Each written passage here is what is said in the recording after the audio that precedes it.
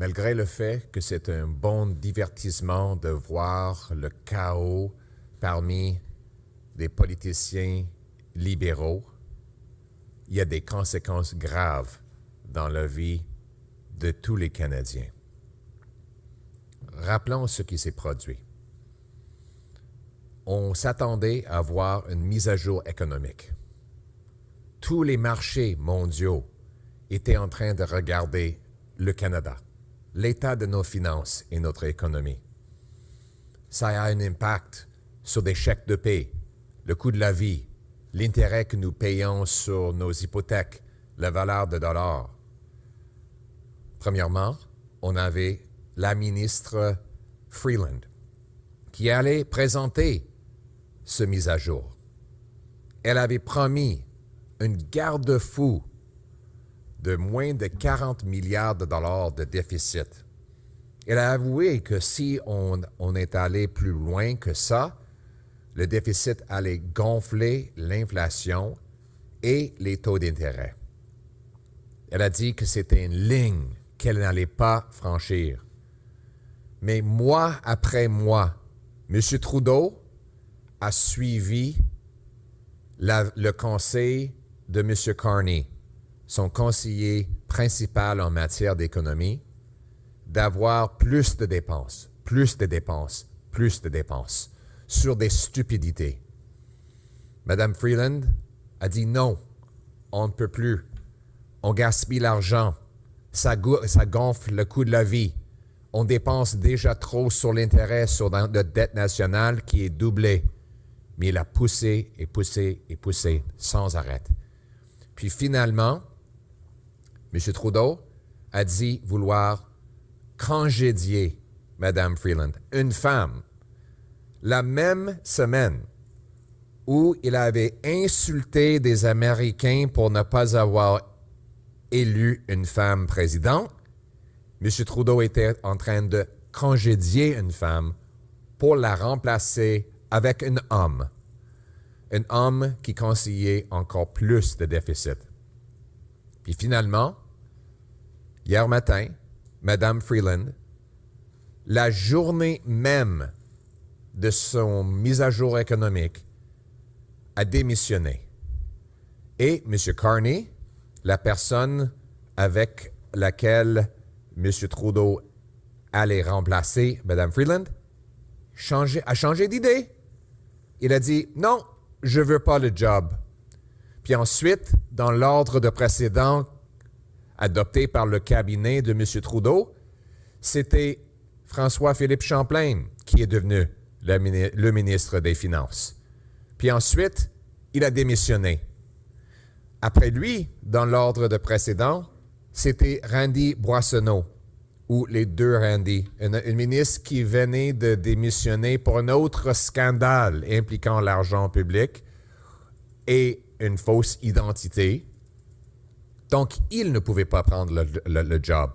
Finalement, on a une quatrième ministre des Finances dans une seule journée, la même journée qu'on introduit le mise à jour économique. Et qu'est-ce qui est arrivé avec le garde-fou de 40 milliards de dollars?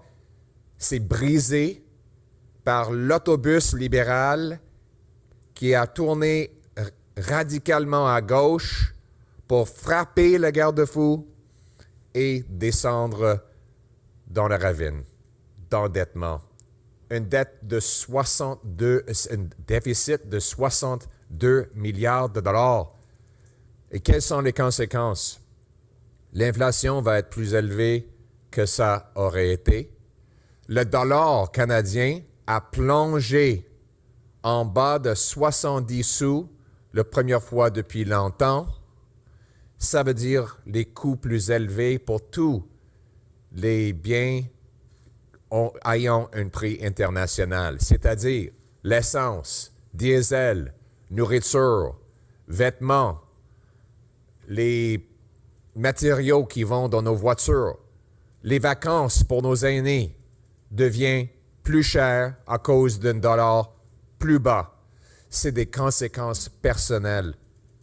Les drames des politiciens, n'est pas important. C'est les drames de monsieur et madame tout le monde qui m'intéressent.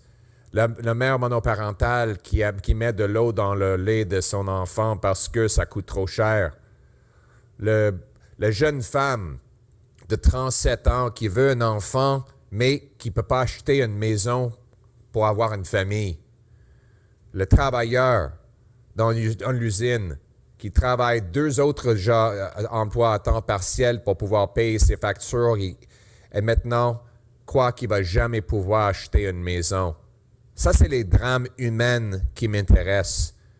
Mais M. Trudeau, M. Carney, Mme Freeland, M. Singh se concentrent sur les autres drames. Mais comment ça se fait que hier est arrivé? C'est parce que Justin Trudeau est toujours au pouvoir. Et pourquoi? Il y a une minorité. C'est parce que Yves-François Blanchet a voté la semaine dernière 4 fois pour garder Justin Trudeau au pouvoir. M. Blanchet, aujourd'hui, dit soudainement, maintenant, après que tous les votes de confiance sont terminés pour l'année 2024, qu'il veut des élections. Il a changé d'idée. M. Blanchet, où étiez-vous? Où étiez-vous quand j'ai présenté une motion de non-confiance en septembre? Vous avez voté contre cette motion qui aurait déclenché des élections. Où étiez-vous, M. Blanchet? La semaine dernière, quand vous avez voté encore pour 22 milliards de dollars de dépenses inflationnistes de Justin Trudeau, qui a donné le feu vert pour le premier ministre de rester au pouvoir, vous dites une chose au Québec et vous faites le contraire sur la colline parlementaire. Les Québécois sont tannés du fait que le Bloc fait cette hypocrisie. Il y a seulement un parti qui a voté non-confiance 100% du fois, qui a voté contre tous les dépenses inflationnistes de Justin Trudeau, et un parti qui est capable de le remplacer, et c'est le Parti conservateur. Et maintenant, c'est plus important que jamais, c'est devenu une crise.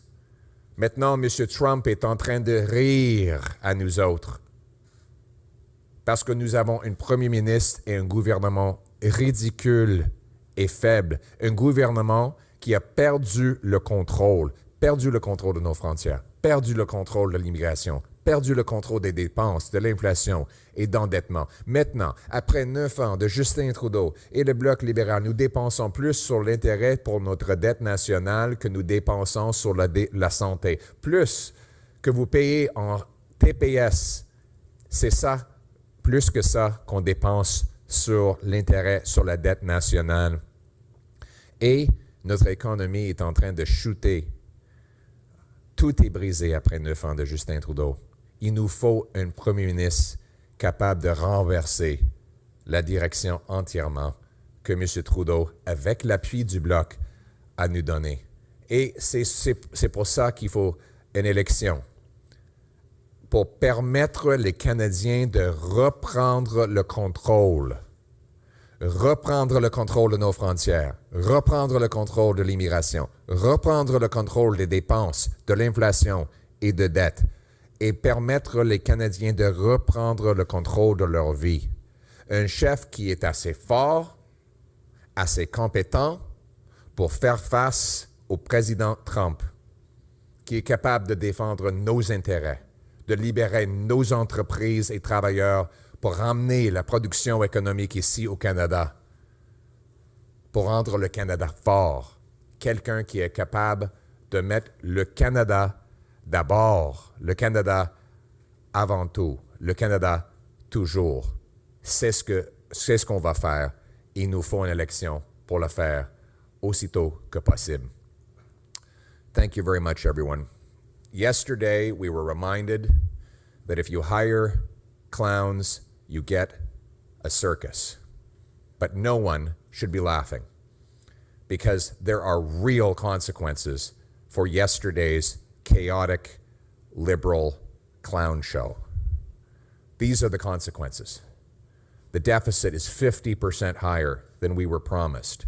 Our dollar has plunged below 70 cents American for the first time in ages, which means more expensive fuel, food, clothing, and materials for things like automobiles.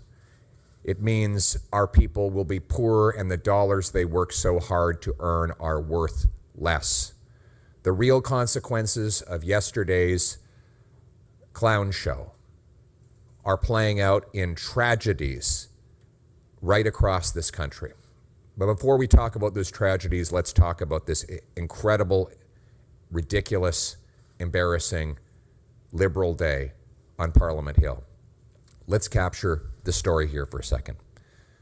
The world markets were watching to find out the size of our deficit. Remember, Chrystia Freeland, after helping Justin Trudeau double the national debt, add more debt than all prior prime ministers combined, said we can't go beyond the $40 billion guardrail, or else we'll go off the cliff. But throughout the year, with the prompting of Carbon Tax Carney, Trudeau's #1 economic advisor, he kept pushing his finance minister further and further leftward. More spending for this or that political gimmick, costly political gimmick, if I can use the words of Ms. Freeland. Again and again, he grabbed the wheel of the financial bus and jerked it to the left with the enthusiastic encouragement of Carbon Tax Carney. And as we were approaching the fall update, he grabbed the wheel entirely, jerked it to the left, smashed the bus through the guardrail and off the cliff. And then he thought he would blame Chrystia Freeland for it all and put in Carbon Tax Carney. They had a deal that he would take Chrystia Freeland's job. Well, when Carney saw how bad it all looked, he said, I no longer want the job. So just blame Chrystia Freeland and make her wear it all. Some feminist. The same week as Trudeau was insulting Americans for not electing a woman president, he was busy throwing his own woman deputy prime minister under the bus to replace her with a man. You can't make this stuff up. And then that man said, I don't want the job anymore. So the published order of precedent that the cabinet of the government of Canada had decided on was that the job would go to the industry minister, François-Philippe Champagne. He immediately resigned, faster than you could even report that he had the job. The next person in the order of precedent was Randy Boissonnault. Remember the two Randys. The Randy who claimed that he wasn't the other Randy in order to cover up the fact that he was trying to take public money for his company while he was still a minister. The man who claimed wrongly Indigenous status and had to resign in scandal, well, he was temporarily the finance minister yesterday as well. And then we realized he couldn't have the job, so they gave it to Dominic LeBlanc. So yesterday we had 4 ministers of finance. On the day they were introducing this $62 billion deficit. Global markets took note, and the dollar plunged below 70 cents US, the lowest it's been in ages. Never once got that low under Stephen Harper. What does that mean? It means your dollar buys less fuel, food, clothing, and other internationally priced commodities all automatically become more expensive for Canadians. The dollars that our people work so hard to earn, that our pensioners contributed to their plans so much so that they could use, are worth less because of the chaos and clown show of Justin Trudeau and the NDP Liberals. And then there is the NDP. Yesterday, Jagmeet Singh had the audacity to claim that he thinks Trudeau should resign after Singh voted just last week to keep Trudeau in power. I put forward a non-confidence motion which would have fired Trudeau and triggered an axe the tax election. And I put in that motion the words of Jagmeet Singh, and he voted against his own words. And now that those votes are behind him, he changes his story entirely. And of course, the media gives him an absolutely free ride not questioning him at all on the obvious contradiction of claiming a man should be fired when you vote in the House of Commons to keep him in the job. The decision to call an axe the tax election is up to Jagmeet Singh, and Jagmeet Singh alone. He has got to end his hypocrisy and stop selling out the people and put his votes where his words are to trigger an election, to join with me in signaling non-confidence to bring down this government as soon as legally possible, using any means legally possible. And Jagmeet Singh, Justin Trudeau, Chrystia Freeland, Mark Carney, all the days of their lives, the dramas about their jobs, their pensions, their titles, their interpersonal squabbles. It's all very entertaining if it weren't so tragic, because there are real dramas out there that matter. There are the dramas of the people who wake up in the morning to find their car is missing because it has been stolen due to catch and release bail. There's the drama of the mother burying her face in her hands because her child has become one of the 47,000 who have died of drug overdoses since Trudeau liberalized hard drugs. There is the drama of refugee camps opening up in Nepean, in Ottawa, that look like something out of a third world country. There is the drama of the 1,400 homeless encampments that these socialist policies have caused through high taxes, through blocking our resource projects, and through preventing homes from being built. There is the drama of the 39-year-old woman desperate to have kids, but unable to buy a home in which to raise them, her biological clock running out. There is the drama of the worker at the Labatt Brewery who told me that he is ashamed when he talks to his kids because he never sees them due to the 3 jobs he has to work just so that he can pay the rent. There's the drama of mothers and fathers sitting down with their kids saying, you cannot play hockey this year because our food, our energy prices have gone up. And there is the national humiliation of the President of the United States laughing at our weak, pathetic Prime Minister. What an embarrassment to all Canadians. Canadians are good, proud, decent people. We as a country were admired in this world before Justin Trudeau and the NDP Liberal government. People came from around the world to call this place home because they knew there was no better place. They were handed a flag when they got a citizenship and told, congratulations, you live in the best place on earth. You've just won the lottery of life. There was a promise in this country that anyone from anywhere could do anything, that hard work would get you a powerful paycheck and pension that bought affordable food and homes in safe neighborhoods. That promise is broken, but the good news is we're going to bring home that promise. We need to trigger an axe the tax election as soon as possible so that we can elect a common sense conservative government that will axe the tax, build the homes, fix the budget, and stop the crime.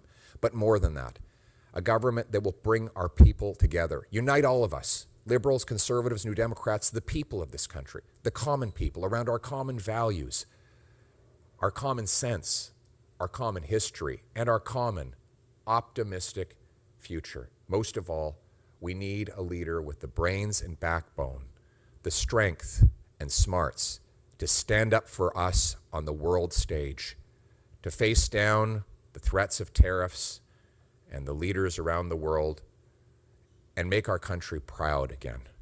In essence, we need to make Canada strong and free. Canada first, Canada last, Canada always. Let's bring it home. Thank you. We'll now take questions from the floor.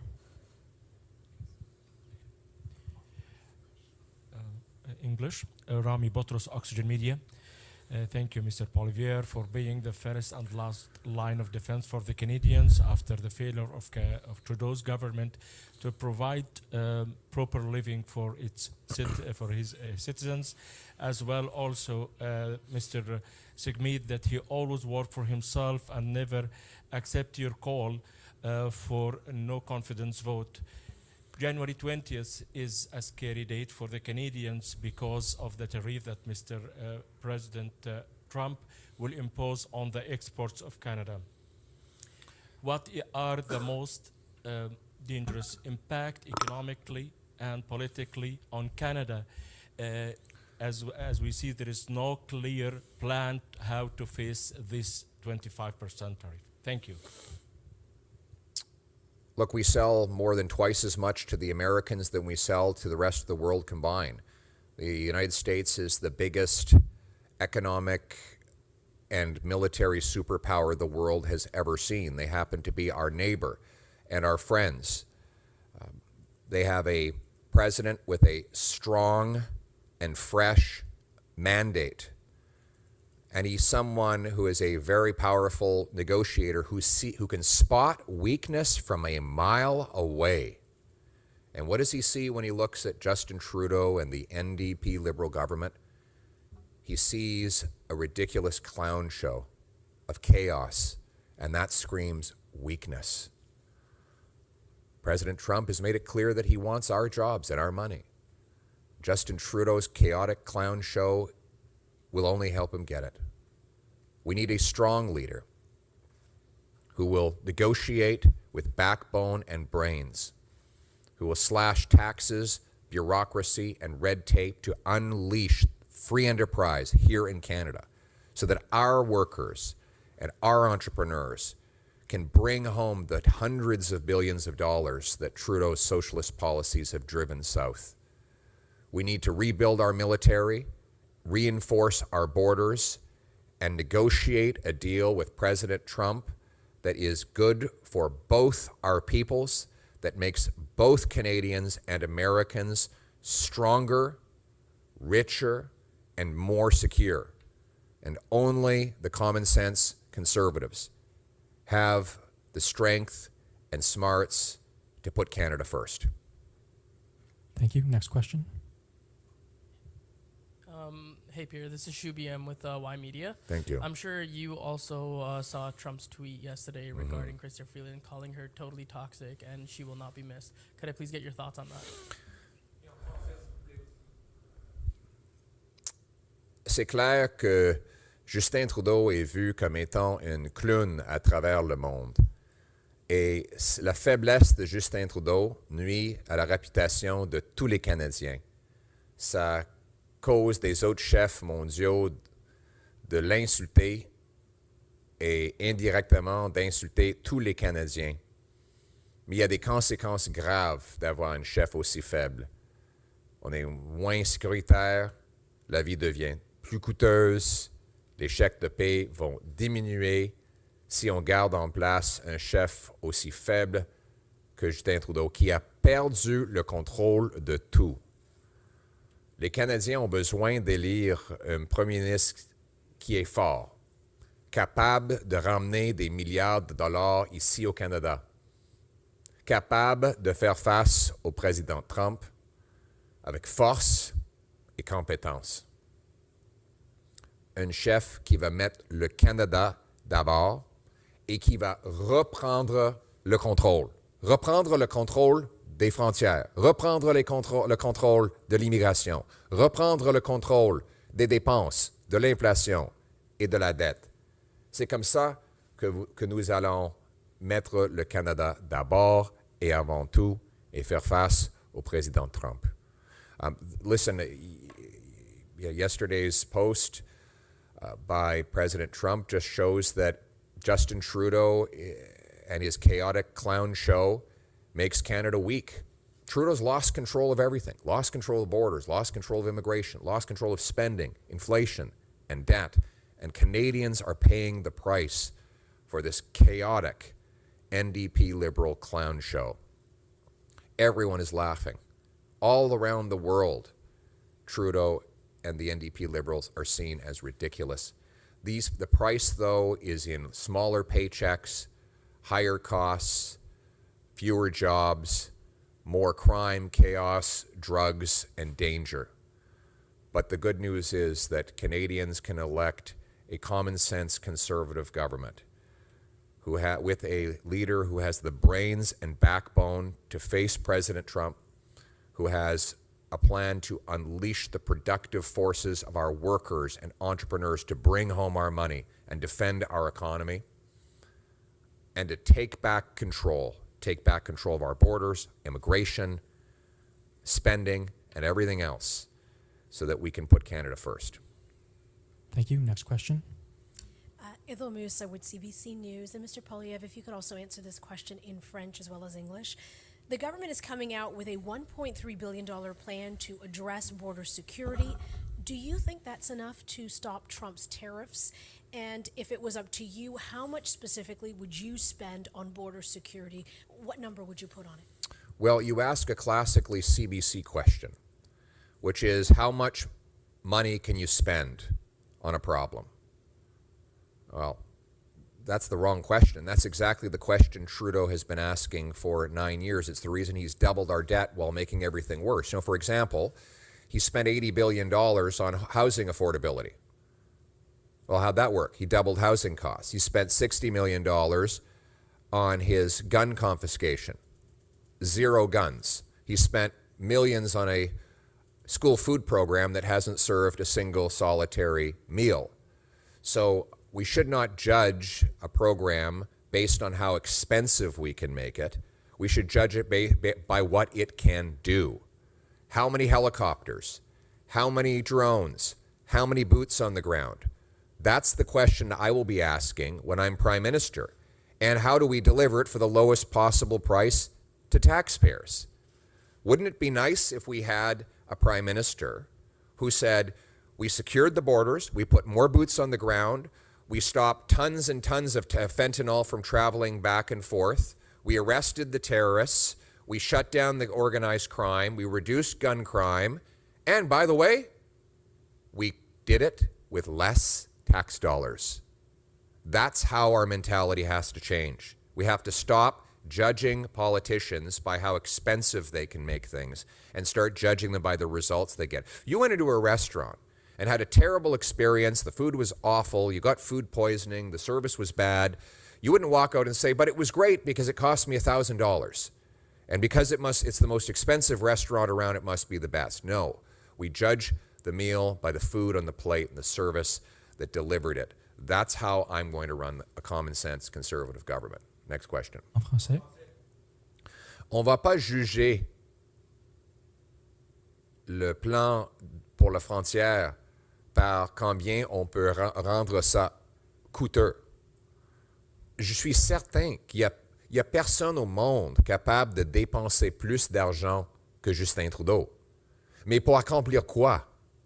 Il a dépensé 80 milliards de dollars sur le logement pour doubler le coût de logement. Il a un programme alimentaire pour les écoles qui n'a pas servi un seul repas aux enfants.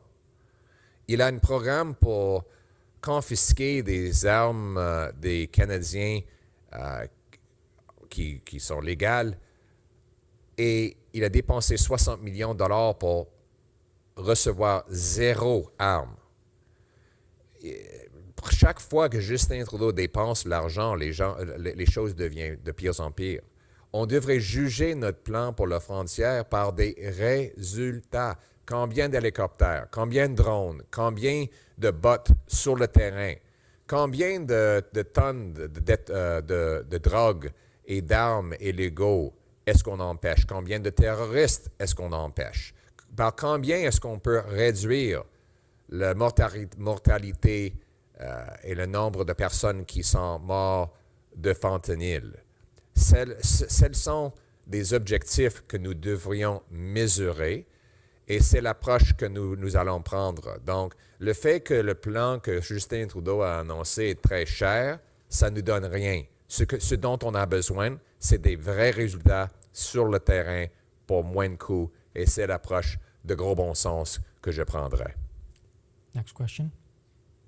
Good afternoon, Mr. Poilievre. Malhamid with the Canadian Press. You are hoping to be the next Prime Minister. What are you doing to reach out to Trump and the Republicans to build relations and, fight against their tariff plan? Well, I need to become Prime Minister so that I can stand up for our country, put Canada first. Right now, this is why we need an axe the tax election as soon as possible. Because every minute that goes by, we have a U.S. president with a strong mandate, who is a powerful negotiator, who can spot weakness from a mile away.